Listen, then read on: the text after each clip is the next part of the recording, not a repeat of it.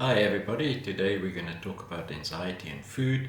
Firstly, I'm going to discuss a few foods that's really not good for you and if at all possible you should avoid, and then I'm going to talk about some really good foods which you should add to your diet in order to help with your anxiety. I'm Toit. I help women overcome anxiety to achieve their career goals and to be happy. The first food on the list, it's almost like the list contains all the good and yummy foods. The first on the list is alcohol.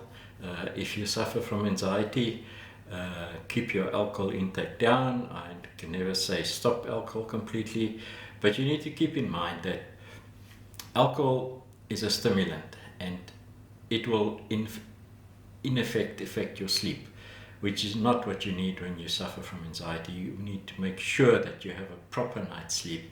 You don't need any stimulants like alcohol. And the other thing is alcohol finally turns into sugar into your body, which is not really what your body needs, and it's not very healthy for your body. An occasional glass of wine, perfect. But too much, please. If you suffer from anxiety, hold your horses a little bit with the alcohol. The second one is caffeine. If I haven't had enough, taken enough away from you with the alcohol, now I'm telling you not to drink any coffee. Caffeine is a stimulant. I mean, 60% of people in America, according to a study, drink 3 cups of coffee a day, which is a lot of coffee. I also drink a lot of coffee because I like it.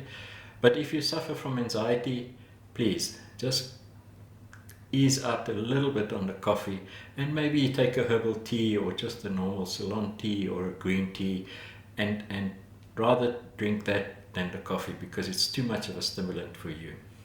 The other thing, and also the nice stuff again, aged foods, especially aged meats or smoked meats, stay away from it, please.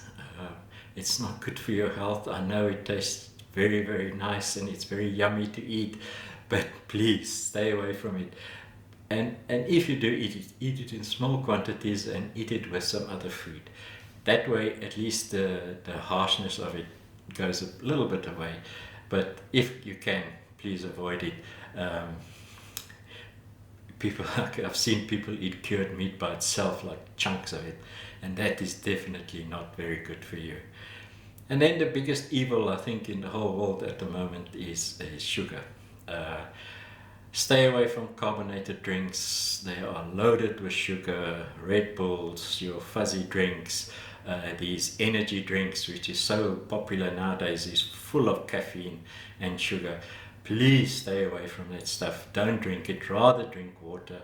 I would not even recommend you to drink any of the juices that you buy in the shop, because they also fermented with sugars in order to keep them preserved. So please stay away from these drinks. Even flavored water contains a hell of a lot of sugar, so stay away from it. Just drink plain water if you can, or like I said, drink a tea or something that's more healthy for you. Then the fifth and last one is coffee whitener. These creamers that you buy, these powder creamers, please stay away from it. It's poison. It's not good for your body. It will never help you in the long term. If you really want something in your coffee or tea, rather use milk, but I would even suggest that you wean yourself off that and rather just drink tea and coffee black. Let's go to the positive side. At least there's some positives here. There's more good foods than bad foods. And the first one is, if you can find it fresh, get it, cook it, or just fry it in a little olive oil. It's fantastic.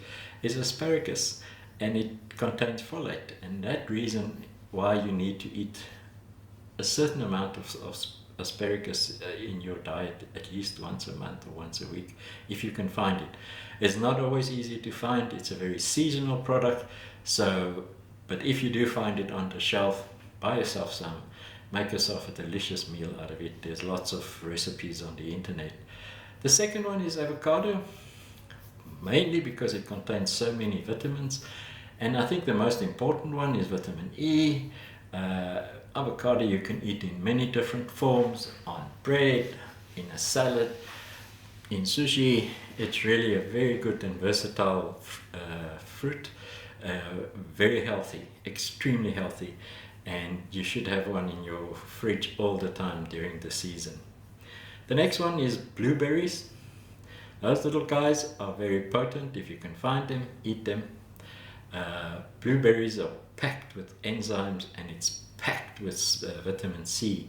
And you know, you should always eat fruit if you can on an empty stomach, because if you already have food in your stomach which is not digested yet, which means your stomach is actually full of food, you now go and put the berries on top.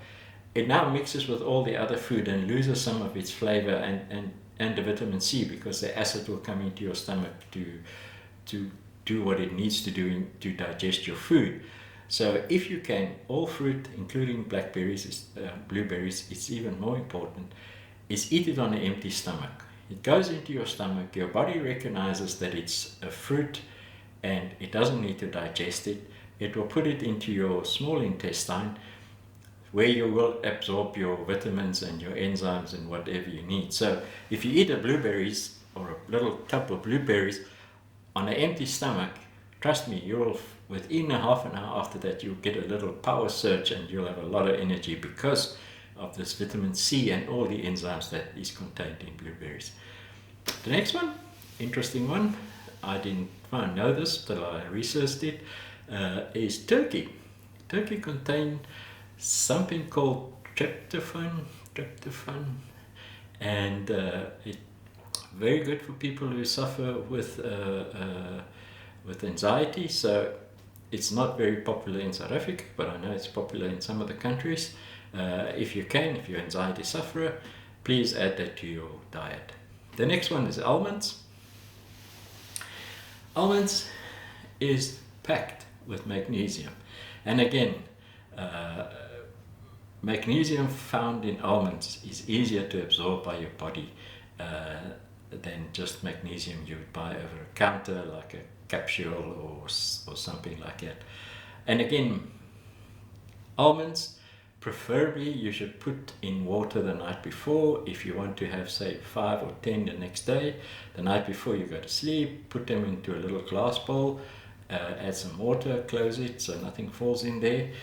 And why you actually have to do that, there's some enzymes that's very tight inside the molecular structure which your body needs of the almonds, and by letting them soak in water overnight, you're actually releasing those enzymes and amino acids. So it's very important that you soak your almonds the night before, and you can also then use them the next morning. Just take a cup of water with the almonds, throw the almond water away, add another cup of water, put it into a blender, and voila, you have almond milk, which you can use for a muesli or anything like that in the morning. Very, very nice and full of vital nutrients for your body. The next one, I did say with the bad, is the cured meats, but yeah, we have one that is a cured product. It's yogurt. Yogurt contains a lot of bacteria, which is very, very good for your stomach. If you can make the yogurt yourself, that's even better, because you know what's going in there. A lot of the yogurt you buy in the shops are really not that good. They hardly have any enzyme cultures in them.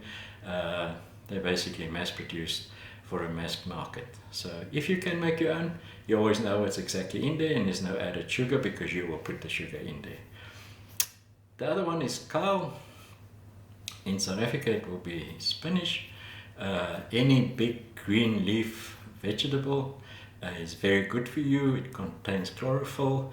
It is very, very good for you. If you can put it in your juice, it's fantastic. It just doesn't look so good. It's very green, but trust me, if you can add something green into your juice every morning, it will be magnificent for your body.